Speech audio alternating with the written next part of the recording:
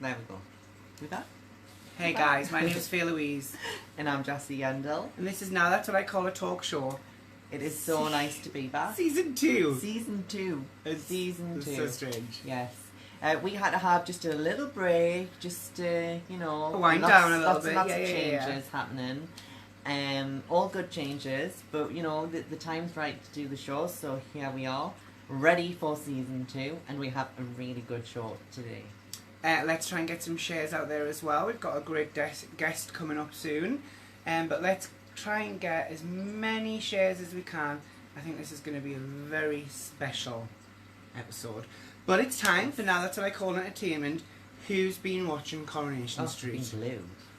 I literally never used to watch the soaps. Coronation Street has me hooked. I'm probably going to get into Emmerdale as well because of Ash, but that's a total another ball game. Draw the line at Emmerdale. But Coronation Street, they've had so many great storylines of late, and one which has really stood out to us is Sean's storyline.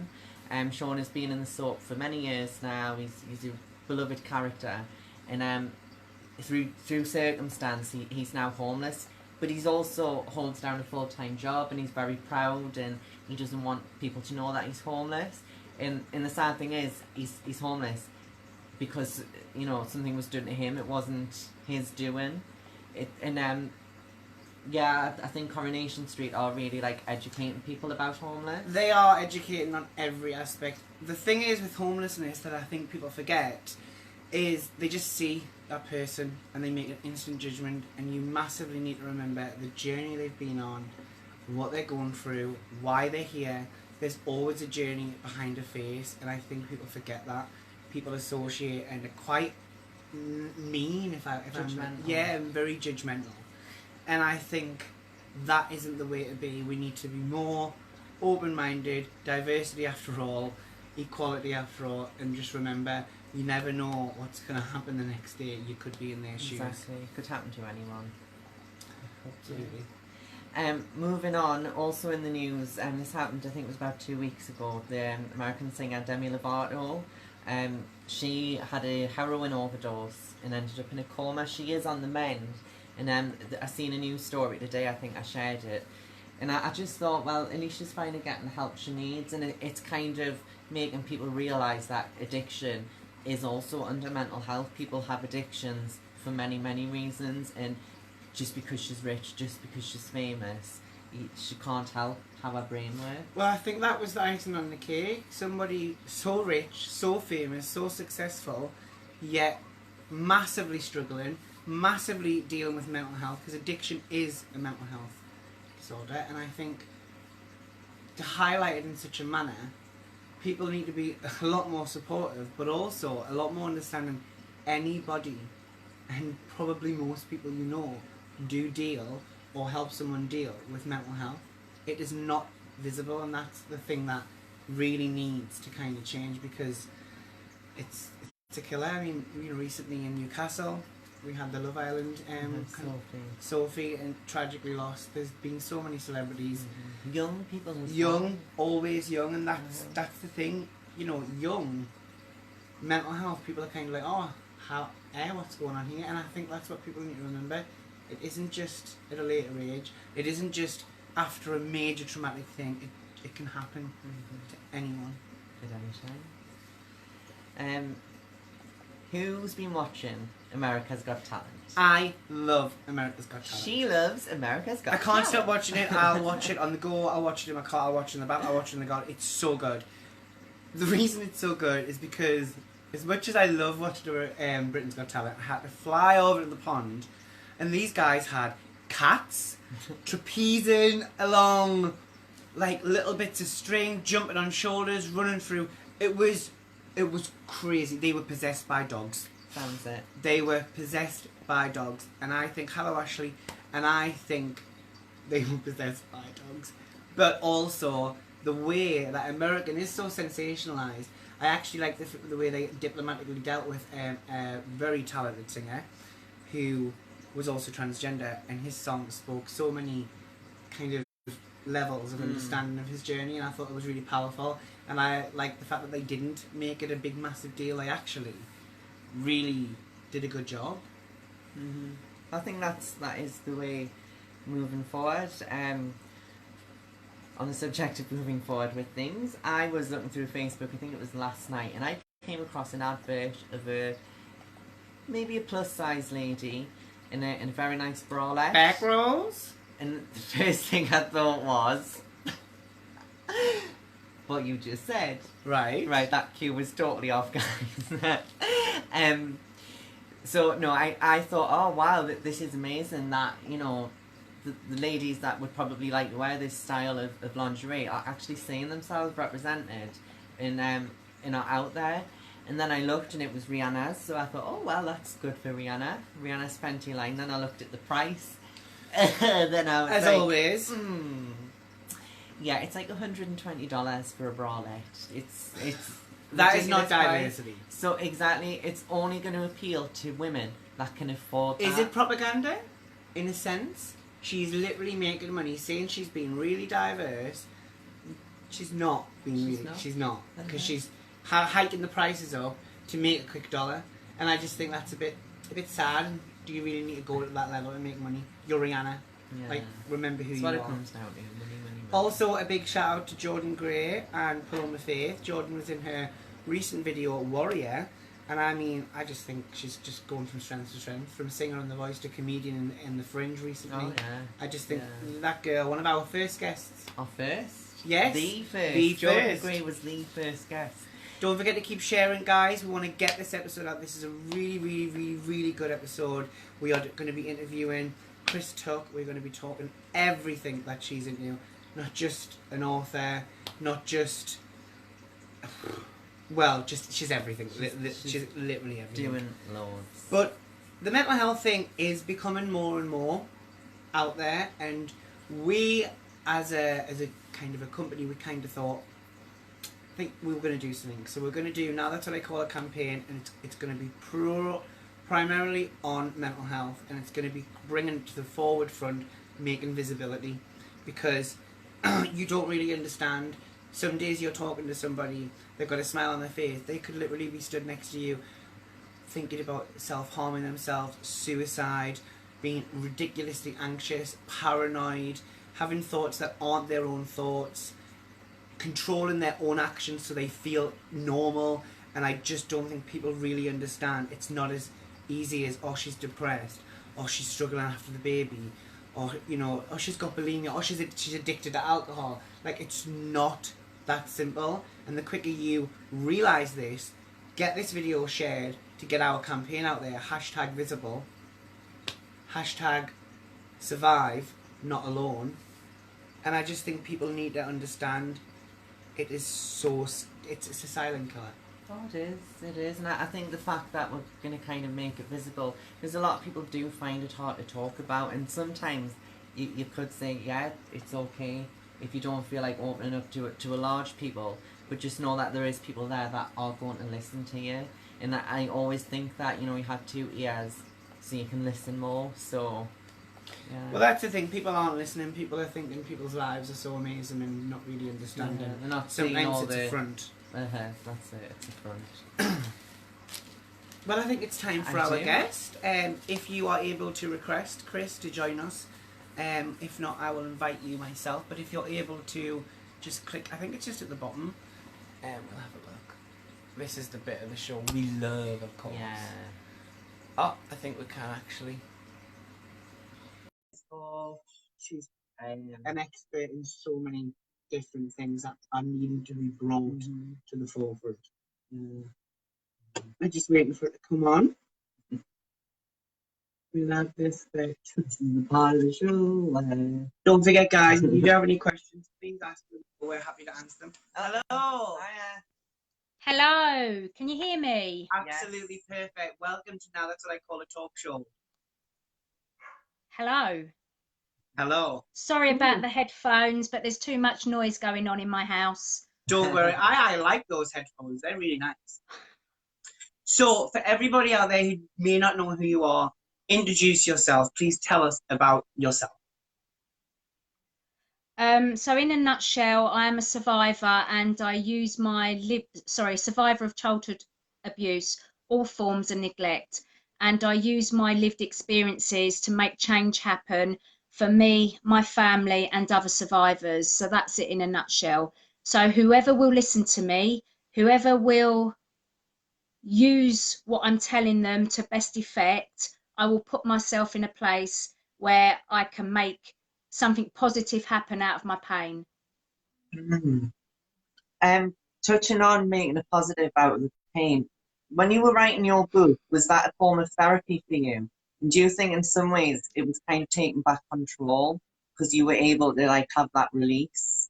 Do you think that, would you recommend that for other survivors of abuse to maybe write down, yeah, or like have a thought diary or something? Definitely. Everybody's got a book in them, so I'm nothing special. Some people, or the lived experiences that I hear from other survivors, are so harrowing that I don't compare people's abuses, but there are other people out there that have had far worse lives and experiences than myself. So everybody who is able to share what they've been through will be able to help somebody else, because someone will always resonate with someone else's story. And that's all I ever did. I went and read other people's stories because I wanted to see if I was, what's the word, normal. um, in what I experienced, and the impact on me, was that normal? And when I found out that there was so many more people out there that have been abused, so that they've been in my situation before me, and what I was going through, the impact on mental and physical health that had happened to them as well, it made me feel more normal, more acceptable. It didn't make me feel like a freak. It didn't make me feel like you know, and my sister says she feels like she's a stick of rock, and inside there's this wording: shame, guilt, um, unworthiness, feel dirty. She says it feels like it's embedded in like a piece of rock, and it's at the core of herself. And she's not the first person to say that to me. So for me, the book writing was very cathartic. I had lots of worries about releasing the book because I felt that I was going to be really judged. Um, but I wasn't. I got lots of support, but I didn't know that at the time. And I would say to anybody that if they want to write a book, then yes, please go ahead. But don't think it's going to earn you lots of money, because it won't. I had this stupid vision that this book was going to earn me loads of money, and then I could put that into crisis funding for survivors. That's never going to happen, because books don't generate that kind of income unless you've got a publishing house behind you and you know they're pushing it out there for you. But what it did do was make other survivors aware that what they were going through was not their fault, and that there was hope, and there was love, life, and laughter after abuse. And that's what the book brought about for me, was helping other people. But also I use it as like my business card. So if I want to go and speak to certain people, I will send them a book and go, right, this is who I am, this is my experiences, and this is what I do. Can you be of assistance, or can I be of assistance? So it's helped me open doors. Yeah. Do you not feel I sometimes get very annoyed the fact that publishing houses are so behind like fad diets and silly celeb books, yet the real, like your book, the real journey of somebody, not on a money basis, you know, it'd be great if you could make a lot of money from it, but the fact that they should be pushing to help and support somebody who is willing to put their insides on paper and say, this is me, and it was really shit, and I'm crap. And then it just makes me sad the fact that you're like, oh, you had this kind of image in your head of what it could be like, and it just wasn't. That to me just once again feels like the whole system lets it down, because people think child abuse is literally what, like, oh yeah, just pedophiles. People actually don't understand the extent to what some people actually do to innocent children, or what innocent children witness being done to other innocent children.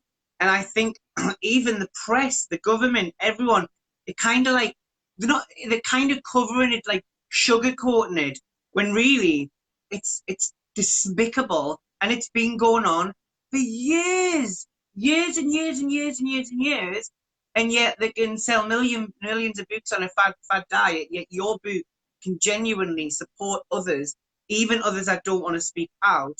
Yet you don't get as much support as you should. I feel so let down sometimes.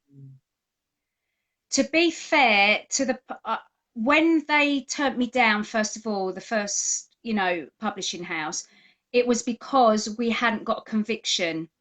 And I said, but it's true, it happened. But they cannot afford to be sued by people that you're alleging have abused you.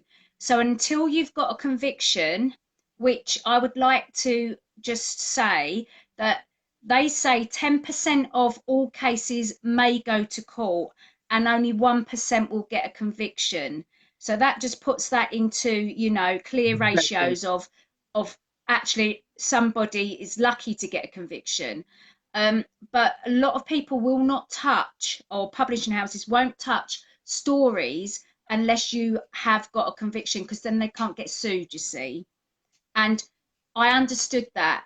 But at the same time, as you said, it made me quite angry, because I know that what we've been through as a family is the absolutely 100% truth.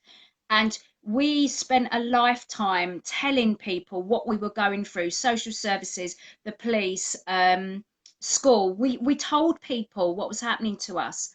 And because we wasn't getting anywhere, and because, after having a breakdown and all my other siblings having various issues, which I'm not going to go into because that's their story, it it maddened me that I wasn't getting help and support to publish it. So I thought, you know what? I've got nothing to be ashamed of. We have got nothing to be ashamed of. What we're doing is the truth. So I'm going to self-publish. So that's what I did. I paid for a ghostwriter to help me get the words on paper, because when you're reliving your stuff, I don't want to swear, but it completely mucks up your brain again. So you Yeah. think you're on the straight and narrow, but when you're dredging it all up, it comes back like a ton of bricks and hits you in the face. Yeah. So whilst I was writing the book, I was going through hypnotherapy and therapy. So my ghostwriter was helping me. So I would speak into a microphone or write things down, and because I was working on it 24/7, and then I would just send her the stuff and she would put it in some kind of order. Because when I was thinking about all the different areas of the book, I wasn't thinking chronologically. It was all coming at me from, I might have been 30 and I was remembering stuff, and then I went back to 5 years old and I remember. You see what I'm saying? So it was all coming at me from different angles. So I would say, right, this is this bit and this is this bit. So she would put it all in order for me. So that really helped. But that still took that was a 2-year process from start to finish. And then I had to find the funding to self-publish. And that's what people don't realise. I've done it all myself. Yeah. And the aim of it, the clear aim right at the beginning for me was, this book is going to make loads of money, and then I'm going to pay for people's crisis support. So when you're waiting for that 6 weeks, obviously it's a lot longer now, but back then, if you wanted counselling, you'd get put on a waiting list and you'd have to wait at least 6 weeks. But the minute that you go to the doctors, you're in crisis, because you don't just go to the doctors to talk about this stuff. You usually go because you are at melting point. You're suicidal. So I had it in my brain, okay, that I would get this money from this book and I would help people in that crucial 6 weeks from being suicidal to get them into counselling. And of course, that's never happened, because the book's not done that. The book's done other things which are massive and amazing, but it didn't do what I wanted. Yeah. We did a lot of research before we came on the interview you. Could you explain to us the independent inquiry into child sexual abuse? What does it mean? Because we kind of thought we did, and then when we looked at it again, we were kind of like, oh, we need to ask the question. Okay, so back in back 2014, there was a lots of survivors, victim and survivors, that were campaigning for an inquiry into institutional abuse. So people, for example, brought up in care homes, that were abused. There was many people saying that the government needs to look into all these different institutions because abuse was rife. Yeah. But at the same time, there was an inquiry into intrafamilial abuse, so abuse within the family home. So that was going on before the ICSA inquiry came along. So ICSA, because of this other inquiry into intrafamilial abuse was happening, they said we are going to look at abuse within institutions. So if you were a survivor that was abused within an institution, like a care home, for example, or a reform school or something like that, an institution that cared for children, even in school. So if you attend school and you was abused in a school, that's an institution. But if you were failed by an institution or let down by an institution, so my family come under that because we were abused within the family home, but we were let down by so many different agencies because we told them what was going on, but it was ignored. Then you can come to the inquiry and you can have your say. Yeah. And there's three ways that you can have your say. There's these public hearings that the inquiry announced 13 investigations, and they're all on the website. There's been Knollview school, reform school, there's been migration, there's been so many different investigations already happening, and there's more to come. So these are where victim and survivors who are called participants, i.e. they've applied to become a called participant for the public inquiry, they can have their say and the public can watch it. Yeah. Right, okay. But there are so many other victim and survivors that will never become a core participant because the inquiry can only pick certain institutions, and out of an institution they can only pick one or two schools. They can't do all of the schools in UK, in England and Wales. They can't do all of the prisons. They just can't do it. Yeah. So where a victim and survivor can't have their voice heard through a public hearing, they can get their voice heard through the Truth Project, where you turn up and you can have your say. It's about empowering you to have your say. You share what you want, but at the same time, you're not judged. Your testimony, if I can call it that, it's not picked apart. Like, so when you go down the police route, everything is picked apart because they have to, because it has to be evidential. But when you go to the Truth Project, what you say is taken as the truth because it is your truth. It's not going anywhere. It's not going into a court of law. So the inquiry is really important because it's the biggest inquiry of its kind. It's so diverse in its nature. There's never been an inquiry like it. It's the overarching inquiry for all other inquiries that feed into it. And it needs to deliver a lot, and I don't think it's going to deliver everything that everybody wants because it just can't. But at the same time, I think it's going to have or create massive change for the way that child protection happens in the future because of the brave survivors that are coming forwards to share what they've gone through. Well said. Do you feel, I was just touching on the same note, because it's a later question, but it really follows on from this. But do you feel that male victims are just getting the voice that they should have been there many years ago? Obviously, as we've interviewed both Shatter Boys, and we obviously have massive. But do you feel like it's kind of it's such a hard, because a lot of men don't want to come forward. It's very difficult. It's a different kettle of fish. I remember when I transitioned, I felt so much at ease to talk about that I'd been abused when I transitioned to when I was like technically a gay guy. I still felt comfortable more as a woman to kind of, this is what happened. Like as a guy, you kind of have that masculine kind of, oh, nothing can touch you. And I mean, it's so brave. I've met so many survivors. Do you feel that they'll ever get the voice? Because you see so many, me and you have spoken, and we've seen when the three girls, the TV series, it seems to be predominantly about little girls, and I just feel just another way of sugarcoating it, that boys aren't being abused, but they are being abused, and it's ridiculous. It's just so ridiculous. And it's like kind of saying that there's no shame in it happening to you. If you're a man, there's no shame because there is that male pride, that male ego that you can't show weakness, and it's not manly or masculine to show, to cry, which is ridiculous. Like men do get abused as well, and it is important that they get the help they need. Do you think their voices will ever be heard? They are being heard, but not to the extent that women are being heard, because we've got to look at the history of all of this as well. It was probably accepted more that women are abused by men. That is the main narrative that we've all sort of like lived by over the years, and it was really hard for society to even recognize child abuse happens, because that we don't want to acknowledge it. We want to sweep it under the carpet.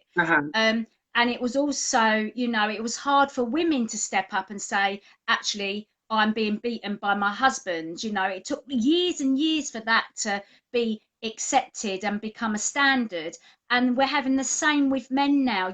Men can be in a domestic violence relationship. And it's hard for us as a society to acknowledge that actually women do beat up men. Yeah. And it's hard for us as a society to actually think, well, women actually abuse children, sexually abuse children. Yeah. So narratives are changing all the time. And I do think that men will get the same recognition as women when they come forwards and disclose about their abuse. But it's going to take time, because we've seen this shift with all of this stuff over decades. And it might take another decade, but there are so many men out there now that are coming forwards because their lives are being ruined by what they've been through as a child. And why should they not have the right to step up and say what's happened to them? And sod this, the men ego and all the rest of it, and you've got to be tough and all the rest of it. No, if you were as abused as a child and it should never have happened, you've got the right to stand up, speak up, and get the support that you need, because it damages lives. We all know that. It does. It destroys lives, and I think people assume that you can kind of recover, and I don't think people realize it's a constant recovery. It's not something you recover from. No, it's really, really. Yeah, I get asked that question all the time. Well, when am I going to recover? And I say, well, I hate to be the Debbie Downer on this, but it's a lifetime of ups and downs. I'm afraid it just is. If you never disclose and you say in your own silence, that is just as damaging as speaking up and working through therapy. There's no quick fix. Do you feel you saw recent videos of the northern hunters of the paedophile hunters? The paedophile hunters, yeah. Jossie was quite shocked because I showed her the videos of paedophiles being captured, being trapped online, and then Jossie came back with, look at this, and it was basically how much protection they then get because of that video going viral. So it was kind of like we're giving them protection by showing them on camera and sharing them on Facebook. Do you think the paedophile hunters are doing a good job? I feel they're doing a good job in the kind of capturing them. But do you think it would be best if they just handed the information, the person, to the police, and then the police didn't have to give them protection? Because it seems to me as soon as it goes public, then they're under police protection, and it's crazy. My opinion on paedophile hunters, if they do it right, they're doing a good job. And what I mean by doing it right is that they should not be releasing names, videos of anything that's not been convicted, because at the end of the day, they will be undermining an investigation into that person. So they are doing a brilliant job if they follow the right procedure. And there are hunting groups out there that do the right procedure. And as far as I'm aware, the right procedure is they hunt this paedophile down, they get all the information, they hand everything over to the police. there is a conviction or not, whatever happens, and then they release their information. I believe, and I've been told by a certain paedophile hunter, that that is the way it should happen, because then you are not undermining any police investigation. It seems that they just, I mean, even recently we saw you've probably seen as well, groups of youths actually recording themselves hitting another young person. That goes viral, and then suddenly, obviously, because they get arrested, but it's very different to paedophilia.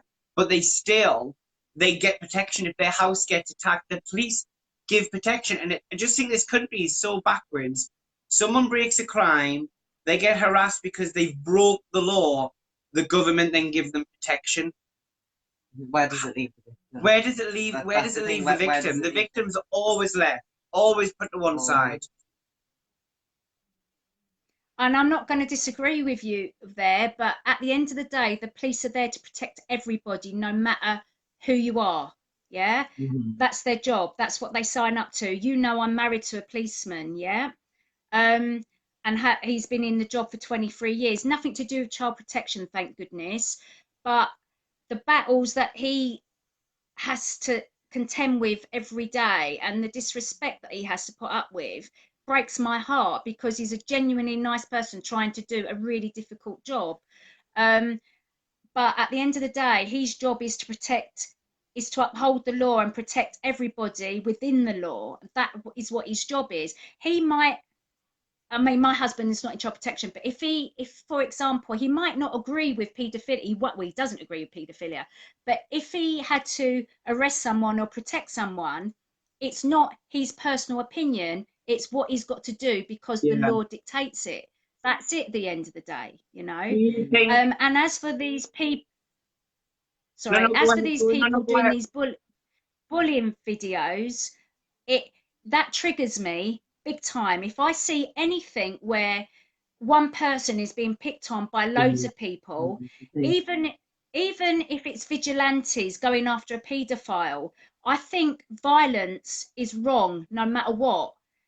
We should be able to trust in our justice system to do the right job.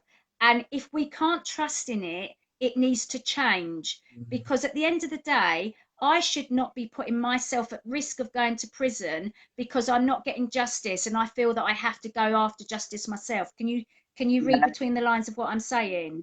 I would never go after somebody, even if I felt like it, because I wouldn't want to do time for anybody, because I've got kids to worry about. And I've got myself to worry about. I've been through enough. But there are so many people out there that are getting so frustrated with the lack of what they perceive as the right justice that they are doing things themselves. And I don't think it's right. No matter what you think, I don't think it's right. Yeah, well, it's the thing, is the law too lenient? That is the thing. Does the death penalty need to come back? Is that where we're heading? Is that what it's going to have to take? You know what I mean? Well, someone said to me on Facebook the other day, you know, all paedophiles should face the death penalty. And I went, well, you can say that, but at the end of the day, there's never been a paedophile that's faced a death penalty. There just hasn't, because they don't get the charge that they are given is never more than a few years. I know. How is that possible? So they would never face the death penalty. They never have, and they never will. You know, murderers sit on death row in America for bloody years, you know. It will never come back. Death penalty will never come back here. But what we have to do is strive for stiffer sentencing for paedophiles, for example. I agree. Or should I say sexual offenders rather than paedophiles? For sexual offenders, to send out a clear message that if you are caught doing this, this and this, it's an automatic 5 years, automatic 10 years, whatever it happens to be. That's what we need, is stiffer sentencing to send out a message that this is not to be tolerated. Some other things that we've kind of seen being shared like on social media is this new term, pedosexual. So they're trying, it's all fake news, but the people behind this are trying to like attach pedophilia and call it pedosexualism into the LGBT community, which is insulting. As a member of the LGBTQI whatever community, Infuriating. it's really thick. But my fear is that fake news can become real news, because if enough people start to believe in something, it doesn't matter how sick and twisted it is. History has shown us that, you know, with the right propaganda and all this stuff, it could become a thing that people are like, oh well, it's just a condition, or, you know, it's a sexuality and they have a right to be. That I think they're trying to not say pedosexual, like minor attracted person, which, well, But then they also say non-offending person who's attracted to. The thing is, and this is what I hate, because they sugarcoat it. A man or a woman pins a child down and rapes them. That's as simple as it is. They don't like chat on Facebook, go out for a few drinks. Like, he's not taking them for like milk and bloody cookies while they get to know each other because they're dating. They are abusing, raping without any consent from the child. It's not an orientation. It's not a sexuality. No relationship. It's a disgusting, inner deep thing. And they say all this, oh, I don't offend. The fact that you even think about it is totally wrong. And, you know, it just boils my piss.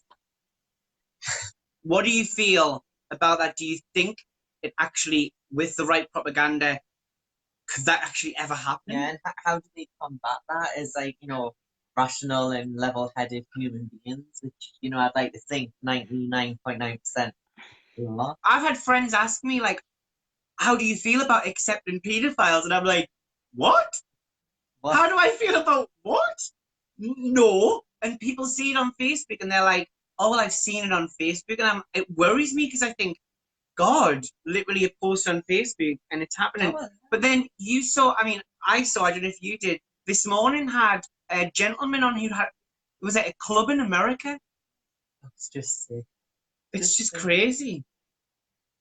So I would like to think that, and I know people like yourselves that belong to the LGBT community, that under no circumstances would they ever accept maps into their community. Absolutely disgusted by it, as you've already explained. It just wouldn't happen. It wouldn't happen. There are people out there trying to make up this fake news and to, as you say, make it real news, but it's not real news. They can try all they like, but there's people like me, people like you, that would come together before that would ever get off the ground. They can try all they like, but not on my watch. Mine either. Either. Exactly. Absolutely. A thing that's came up recently in my community is self-identification. Basically, in a nutshell, it means anybody can self-ID in a male or a female area only as that gender.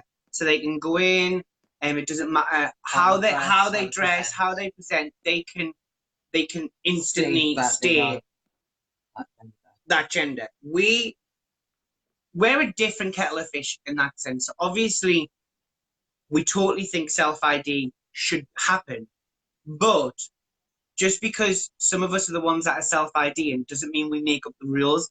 Because regardless of if you want to colour it in pink colour and unicorns, you know, vultures and predators will see it as some opportunity. Beside that, because that is all, there's no safeguarding. Beside that, I don't understand, as a community, if you're identifying as a woman, I think you should be respectful of any environment you're going in, and you should think, okay, I'm going in a woman's environment because I'm a woman. As a woman, you should be thinking what you would like in that environment. Do you want to see someone who is realistically presenting as male, may identify as female? Are they thinking, does a woman come here because she was abused and this is a safe place for her? What about her religion? What about her age? What about a child that may be in the locker area? I'm not saying it shouldn't be allowed to happen. I'm just saying everybody that's involved in this should have a say and come together on a discussion of how it can happen without people just going, as my community seem to do, there's no debate. You can't ever have a debate. And then a lot of feminists, radical feminists, basically we should have our own toilet. well, we're not back in the olden times when we had blacks and whites toilets. Like, don't even go there in that interpretation. But we still need to be mindful. And as a community, as a transgender individual, I say to my sisters out there, like, you transition to be the gender you want to be, and respect the area of that gender you're going into. Yeah. How do you feel this could affect vulnerable people? But also, do you agree that self-ID should happen, but everybody should also have the say on it? Yeah, to be honest, I've not given it a lot of thought, to be blunt. But now you've put it here in my court, there are several ways of being able to deal with this. You could have toilets, cubicles that are completely like changing room. So you could have like a row of toilets, and male or female could use them because they're your own private space and no one can see what's going on behind your own cubicle. Yeah. But if it was my children going into a space like that, as a survivor, like when I brought my children up, they always came into the toilet with me because I would not trust my son, for example, to go into the men's toilet by himself. I just wouldn't, because I'm a survivor. And so he always come into the loo with me. But after the age of 8, they have to go into the male toilets, for example. I know you're asking me a different question, but I'm just trying to explain. So I used to hang outside the man's toilet, almost looking in to make sure my son was safe. Yeah. So I could see that there would be no reason why we couldn't have multi-sex toilets, but individual cubicles so people could go in and people that way remain safe. Other than that, if a person is presenting as female or male and they're acting like that and they're respectful of that, I see no reason for the toilets not to be shared. However, as a survivor at an event, there was a trans person that hadn't completely, what's the word? Had everything, transitioned, and thought it was funny to show her bits, which were male. Oh, God. And that triggered me because I thought I was in a female toilet. And at the end of the day, this was nothing about me being a bigot about trans people. This was me being triggered about seeing a man's penis in the ladies' toilets that I was in. And I was shocked. So at the end of the day, if that doesn't happen, because as you said, it's respect, then I can't see a problem personally, but there are always going to be people for and against, always. Well, the thing is, Chris, respect the area you go into regardless of what gender. Yeah. But also, I think people need to realise, if it's a girl's toilet, it's a boy's toilet, it's a trans toilet, or whatever you want to identify toilet, a predator just needs to walk through the door and they're in. Yeah. They don't care how they look. They don't care how they feel. They don't care what environment or how dirty the place is. They will find you. They can get you. And that is the reality. Stop using our journey of being a survivor as an excuse. Let us speak for ourselves. We agree there need to be boundaries, but not just for us, not just for trans women survivors, for everybody, because everybody is different. Yeah. And I think that is literally the key point. If we don't all discuss and work together, we're just going to bang heads for the rest of our lives, and none of us are going to be happy. And it just worries me that even in 2018, we can't just sit down, have a conversation, and move things forward. It's just crazy. But as you said, it will open the doors to people who are sex offenders to say, today I'm going to be a woman and I'm going to go into a woman's space and I'm going to rape or I'm going to abuse. That will happen. And then the narrative around proper trans people who are identifying as male or female, it's going to muddy the waters, and we can't allow that to happen. Yeah. Well, I think a lot of voices get heard in the community, and as you'll see sometimes, you'll go to an event and someone's talking, and you kind of wonder yourself, are you there talking because of your journey and who you are, are you talking because you are dressed so crazy or your character's so wild that you're there for that purpose? Sometimes I feel other voices are heard over ours just because they're a bit more out there than us. But the thing is that we live in a world where we're meant to be equal and diverse, but we also live in a world where we should also be realistic. And the expectations, as you said before, women fought for their rights, men, everyone's fought for their rights. Be patient. It will happen, but you have to be patient. Nothing can happen overnight because there is too many people involved in the larger situation. And I think that I'm so pleased that your views are so similar, but you are not a radical feminist. You aren't transgender. You actually just a woman who wants to kind of go, well, I don't mind it, but you're going to have to be respectful of the area, regardless how you identify. Just as I would expect, put a woman's toilets to one side, I would expect a transgender guy who's from a woman to a man to go into the male toilet and respect that area. Because why would you want to go in and parade your bits around that aren't to that, Pacific gender? Yeah. Because children, elderly women, religious people will be like, it would just be like, what is actually going on here? And for me, when I transitioned, before I did, if I was in a woman's area, I would be very covered, very respectful, because I remembered you can't just do that because this is the real world we live in, and people aren't always as smiley and nice as you think they're going to be. And when you get upset, you can't just always go, but I'm trans or I'm this. You have to go, well, hang on a second. Oh, well, I was walking around when we cock out. I wonder why they had a problem. And that's the realisticness. It isn't a simple thing of, I went to go to the girls' toilets and they didn't let me in because I'm trans. Well, hang on a second. How did you look? What did you do in the toilets? Did you respect people around you? Or, yeah, it was because of the actions, not who they are. And I think that's totally forgotten. Yeah, but I just think it goes back to people taking responsibility with regards to that. It's just, people just need to take responsibility for what's around them. Absolutely. So yeah. I personally would prefer those single cubicles.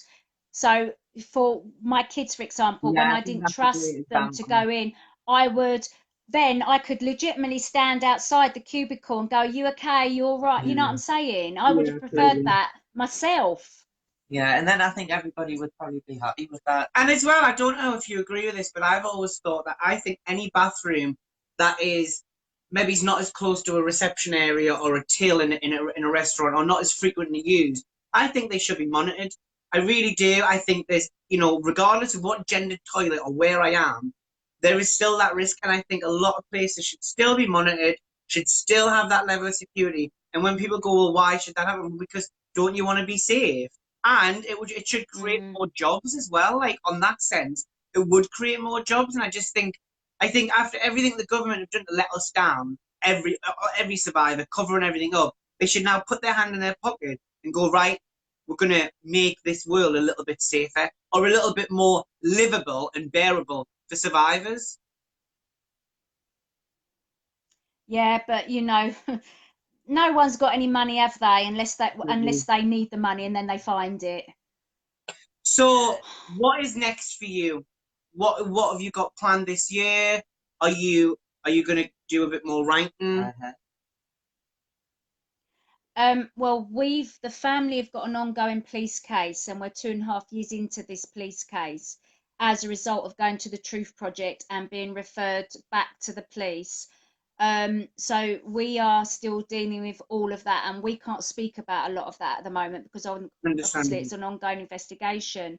But there's another book in everything that we've been through, and hopefully if we get the right outcome, we'll be able to write about it maybe in another year or 2 years' time, because going through the judiciary system is so re-traumatizing for everybody involved. The length of time it takes, the challenges that you face, the lack of support, it's a whole nother saga. And the fact that I've been working as a survivor consultant to the inquiry, that in itself is really interesting to talk about. So there's lots of things that have moved on since the last book that I would like to share, but just can't do at the moment. So that's in the future. But at the moment, it's all about, for me, getting as many victim and survivors' voices heard through the inquiry. Because as I said today at a survivors forum, it's going to be really upsetting to me that when ICSA closes its doors in 2-3 years' time, because it has to come to an end at some stage, it can't go on forever. If people turn around and say to me, well, what inquiry? I didn't know about that inquiry. Why did no one tell me? Because it's not right. If you're a survivor of child sexual abuse and you was abused within an institution, or you felt that you were fouled or no one picked up that you were being abused and they should have done, then you've got a right to come and share your truth with the inquiry. Your Mhm. voice gets heard.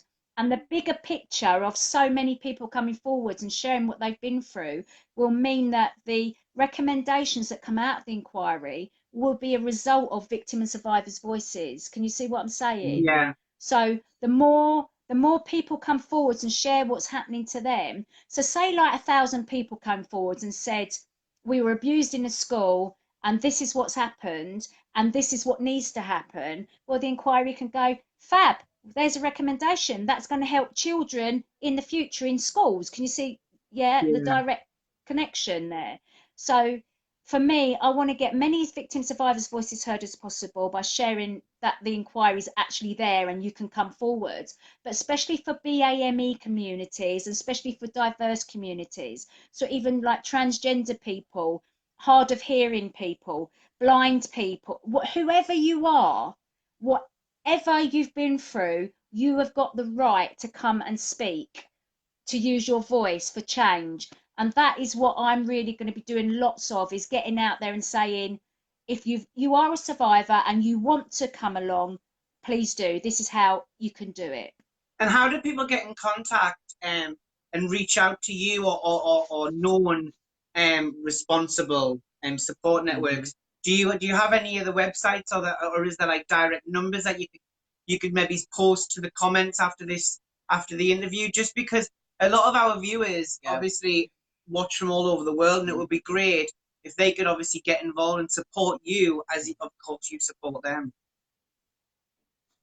At the end of the day, because I'm not qualified in counselling or anything like that, because that's not what I do, I have lots of connections with lots of people that do offer that, and there's so many different brilliant organisations throughout the England and Wales that I know of, that I can repost their information into your comments box below afterwards. That's not a problem.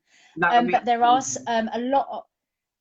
a lot of support, peer-to-peer support groups on Facebook as well. No, My Voice No More Silence is one. It's run by Lorraine. I've forgotten her last name all of a sudden, but I'll put that in there as well.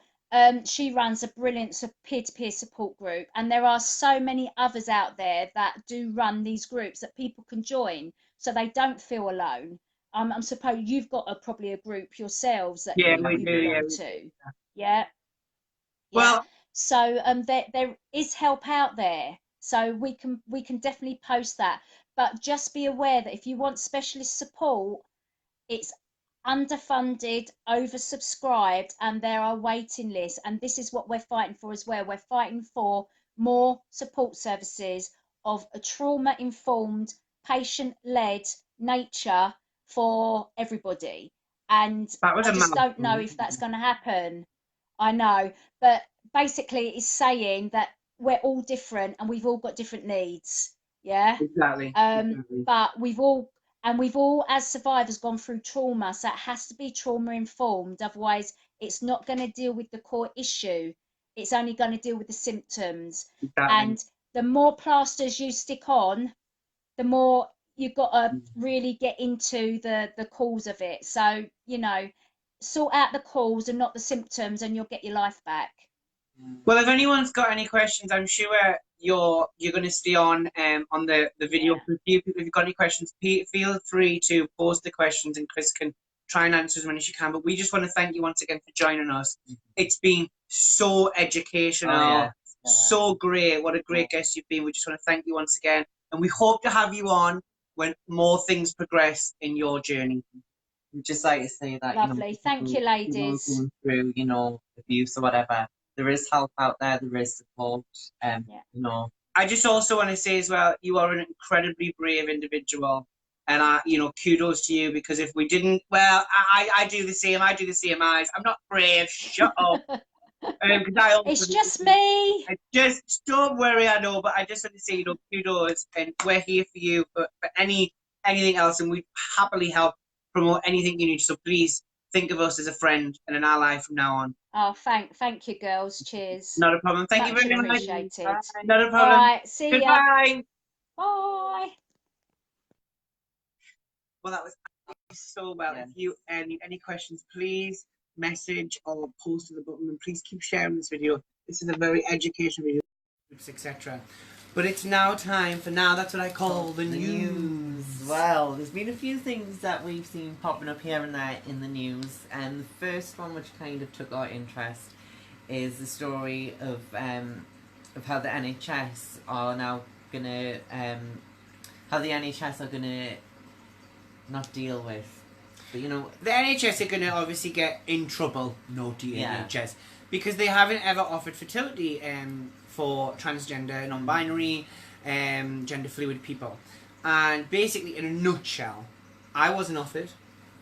Well, I definitely No. was not that. I did it on my own back, but more so because back in the past, I was kind of like, I want to be a parent, a mum. And then I was like, I want to be a woman. So I caught up with myself. But nothing's ever offered. No. And if it changes now, not just for fertility, freezing eggs, freezing sperm, but for surrogacy, I should be able to have the support from the NHS to have a child through surrogacy. I've already paid for my own freezing. Do you know? It's just like they need to wake up. But I also believe as well, we need to also remember the struggle the NHS are going through.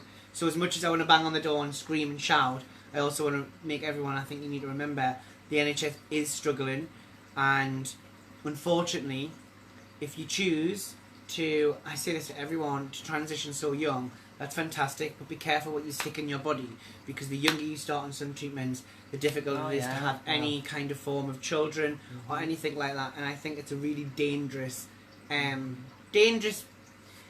playful thing. Which is something that isn't really, it's not really talked about, how taking hormones or all these things can affect your fertility. It happened to me. People who do take these things, especially from a young age when they're developing as well, when you're still developing, it is going to have an impact on your later life.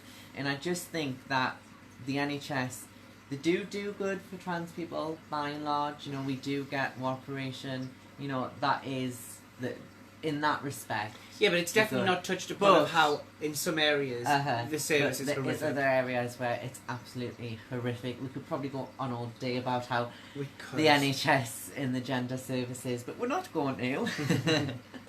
But trans athletes, it's big, it's huge, it's going crazy, everybody's talking about it. But the real thing is, rather than the whole use it as a trans thing or do this, however you want to do it, if someone transitions to another gender and they're an athlete, they are going to be, without a doubt, stronger, more powerful, more fitter, faster, etc., etc. Not because they're a woman now, because they used to have a male kind of built system, and potentially still will if they've done sports and then went on to be women's sports. I think we need to remember, men can be stronger than women, and women can be stronger than men. But genuinely, men are stronger than women. So if you're going to transition, please be really kind of understanding that. How can you expect other women to compete with you when you have the instant advantage? And I think that's the problem. All for equality, Jussie, of course. But then take away the whole gendered, in a sense, sport. I know you disagree with that. But make it as an ability. So what level are you at that sport? Well, that could be something that could be reformed. The reason that sport is gendered is because physically, by and large, and just on average, men are stronger than women. And people who developed biologically as male, just because muscles, bone density can be different. Not everybody. There are some exceptions to the rule. There's always exceptions. But I just think we Jossie couldn't be a wrestler tomorrow. She's done for. But Me, myself, I've been doing a lot of boxing lately, and actually, pretty damn good at it. she's got a great punching arm. Great punch, and I just think on that level, we need to remember that. But in everything, we need to remember that. It can't just be a case of like, oh, you know, you've done this. Just as you transition, there needs to be a balance, and everybody involved needs to be understanding. Exactly. I just want to say I'm so glad to be back. Yes, it's been fun. I've been Faye Louise. And I've been Jessie Yandel. And this is our first show of season 2. So we will see you in 2 weeks. If you've got any questions, if you need any answers, please reach out to us. And if you want to get involved with the mental health campaign, #visible, please contact me. We're hoping to do it in the next few weeks. It's really, really important to me. This is so important. But good night, ladies and gentlemen. We're going to go and have a cuppa. Oh, Yeah. need And it. also, good night to everybody listening all the way over there on Trans Radio. Thank you so much for listening once again, guys. We appreciate your time as much as we hope you appreciate ours. Good night and God bless. Please share.